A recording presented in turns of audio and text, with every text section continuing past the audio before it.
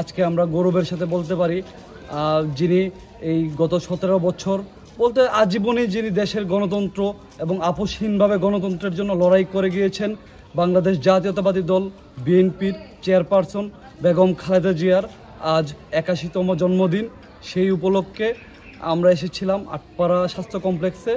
এখানে যে রোগীরা আছেন তাদের সাথে আমরা সৌজন্য সাক্ষাৎ করেছি এবং আমরা তাদেরকে একটু মিষ্টি বিতরণ করেছি ওনাদের মাঝে, এবং খালেদা জিয়ার জন্য দোয়া চেয়েছি উনি যেন দ্রুত সুস্থ হয়ে যান।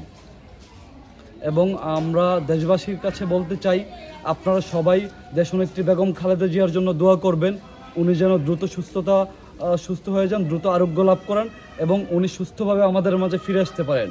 আগামী ফেব্রুয়ারিতে 2026 সালের ফেব্রুয়ারি মাসে যে নির্বাচন হবে, আমরা চাই উনি সারা বাংলাদেশের মানুষজনের সাথে সাক্ষাৎ করবেন, উনি একটি সুন্দর গণতান্ত্রিক পরিবেশে যেন নির্বাচনটি হয় সেই লক্ষ্যে অগ্রণী ভূমিকা পালন করবেন। এটাই আমাদের ওনার কাছে প্রত্যাশা। আপনারা জানেন দেশনেত্রী বেগম খালেদা জিয়া আপুসির নেত্রীর আজ 81তম জন্মবার্ষিকী।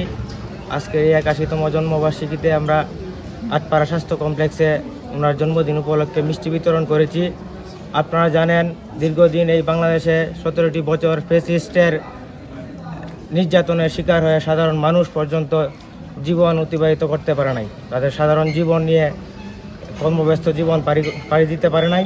দেশনেত্রী বেগম খালেদা জিয়ার ক্ষমতা থাকাকালীন সময়ে বিভিন্ন সময়ে সাধারণ মানুষ তাদের জীবনযাপন শান্তিতেই জীবনযাপন করেছেন। আমরা জানি বেগম খালেদা জিয়া দীর্ঘ 6টি সংসদ নির্বাচনে উনি প্রতিদ্বন্দ্বিতা করেছেন, প্রত্যেকটি নির্বাচনে উনি বিজয়ী হয়ে ঘরে ফিরেছেন।